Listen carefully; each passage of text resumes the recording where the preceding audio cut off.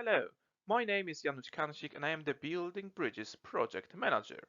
First, I would like to say thank you for taking time to listen about what our project does. Before I start, I would like to introduce my team. Let's start from the left.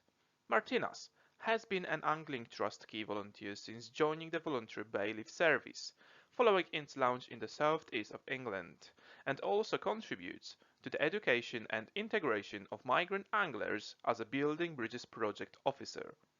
Bogdan.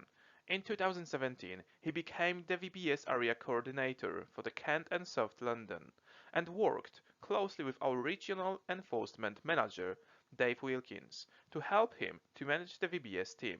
In 2019, he became the Building Bridges project officer, and his main goal is to build a new relationship between the Romanian and British angling communities. Shimon, strong believer in integration and education, who is fully supportive of the Angling Trust Building Bridges project. This is why he became a part of it. He is also to contribute to the integration process and grow project activities in England within the Polish community. He is also the level 2 angling coach, which is essential for supporting our coaching sessions. Myself, the adventure with the Angling Trust started 4 years ago when I joined the voluntary bailiff service. Then I became the Building Bridges project officer. Now I am the full-time project manager and I believe it is a unique opportunity to make an even greater contribution to the wonderful sport of angling. Education and integration is key. I think it is our duty to be there for those who share the passion.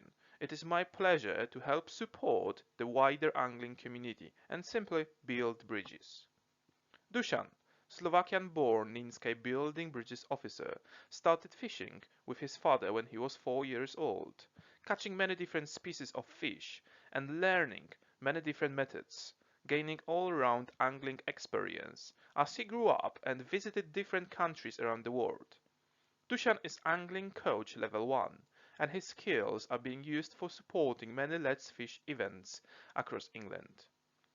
David has been very fortunate in his life and career, which has seen him work in many parts of the world on major infrastructure projects, culminating in his career highlight of providing all lighting technology for the London 2012 Olympic Games. Now he wished to put something back into angling, which he got him to the Angling Trust.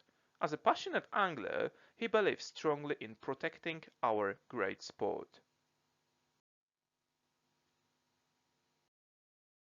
Before we move forward, I think it will be great to say a couple of words about the project's background. We have started the project as a pilot in 2012. A year later, we have been extended into other regions of the UK. In 2015, we have started to be a part of Fisheries Enforcement Support Service, which was a good news because we could work in a more professional way since then. In 2017, we have started our partnership with Ninscape. Ninscape partnership is a kind of a copy of our project, but working in a very strict region of the River Nin. In 2019, we have started our volunteer program, but I will say a few more words about that in a second.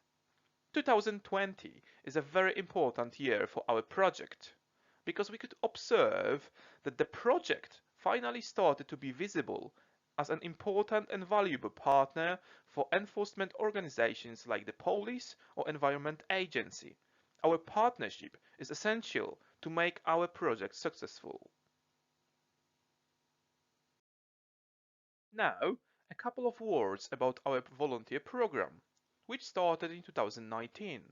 For the first time, our project was able to receive extra help from the Building Bridges volunteers. 12 volunteers spread across the country joined our team to support the project's objectives of integrating and educating the migrant community in the UK.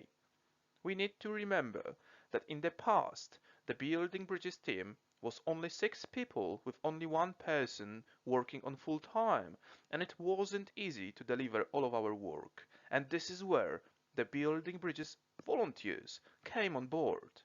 They support our team in everyday tasks, which without them we would never be in this place today. The program is a big success, and I'm sure we would be able to have more volunteers in the future, as anglers want to be a part of our team, and we are very proud of it, because it simply means that the project is valuable for British and migrant angling communities.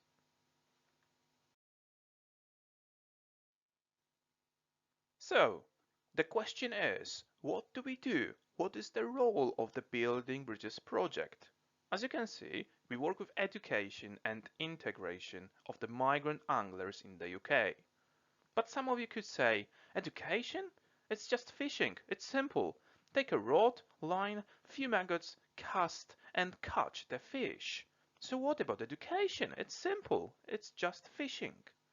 Well, in my mind, fishing is all about the education, because imagine even yourself coming to the new place, lake or a river. You must educate yourself about the rules. It will be great if you know what the best pegs on the lakes are, or what the best bait is. It's all part of education. I remember myself coming into the UK in 2010, and I really struggled in the beginning because I wasn't sure how to start, what are the rules, where to buy my road license. All of that because of my English wasn't best.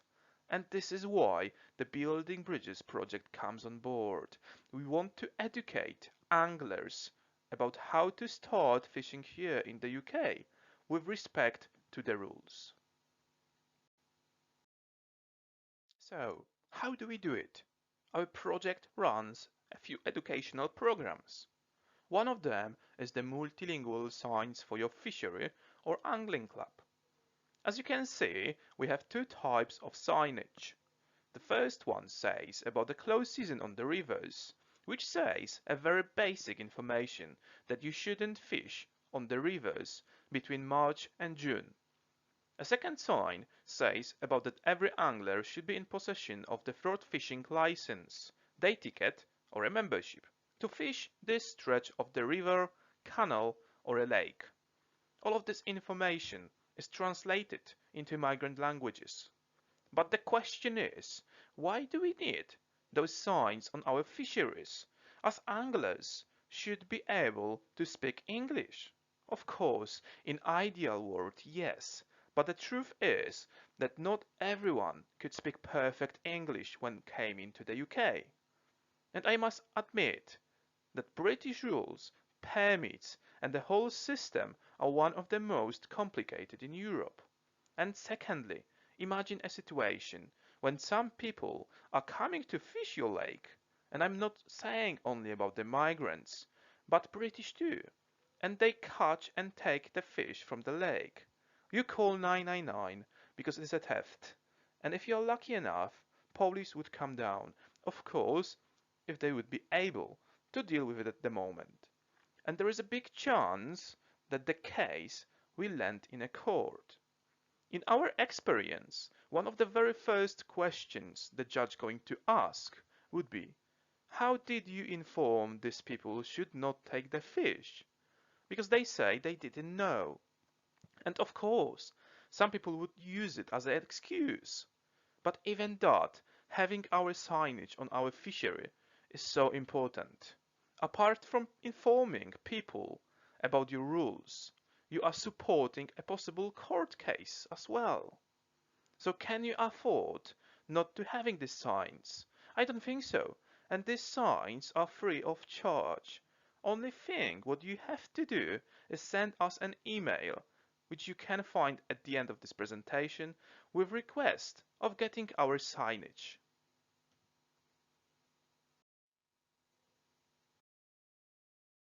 Let's move forward.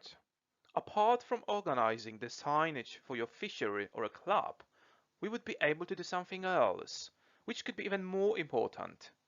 We would be able to translate your fishery or club rules into migrant languages. And again, why is it important to translate your rules? Well, exactly the same story like with the signage. These are the great tools to protect your fishery. So how to get your rules translated? Only thing what you need to do is send us a copy of your rules in English by an email. And within 2 weeks, we will send back your translated rules. And again, everything what we do is free of charge. So you are not paying anything for translating the rules and delivery of our signage.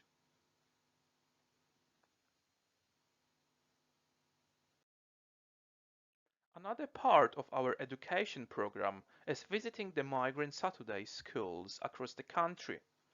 We work in 2 steps. Step number 1 is to organize a short presentation for the kids at school about fishing. We invite the Environment Agency officer on that day, and his job is to explain to the kids a very basic rules of fishing in the UK. Our job is to show to the kids how great fishing is. We want to show them how important it is to start fishing with respect to the rules from the very early age. Step number 2 is all about organizing the coaching sessions for the kids from the school.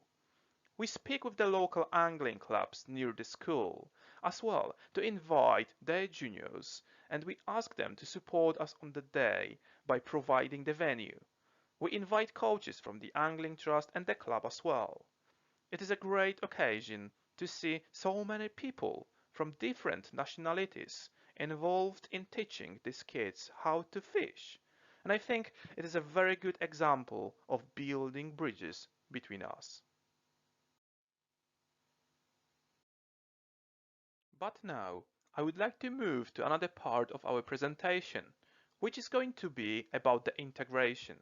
So why is it important to integrate with other anglers?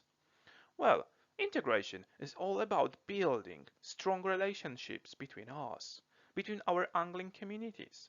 Because of that, we will be able to know each other and know how different our culture is. We simply have a chance to get to know each other.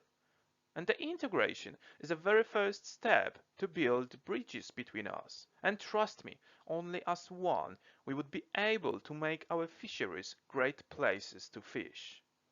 Part of integration is organize and support many fishing competitions in the UK, which our project does. Another example could be a building relation between migrant anglers and the local angling clubs. We want to show that migrant anglers want to be a part of British angling. We want to show that the migrant anglers are on the same side. One of the biggest goals of our project is being part of the bigger picture. We need to understand that people who work for the Building Bridges team are passionate anglers who want to change things for better. Without partnership working, we would never be able to change much. So this is why it is important to build a trust between us and the voluntary bailiff service, police or environment agency. And I think we did it very well. Today, police and the Environment Agency are constantly asking for support from our project. We are taking part in many multi-agency patrols across the country. Enforcement organizations started to realize that our project could be a good source of information and intel. Last year, we were even invited to take part in the European Community Seminar organized by the Midlands Police, where forces from around the world were present and had a chance to hear about how important part anglers could play to fight modern slavery issues.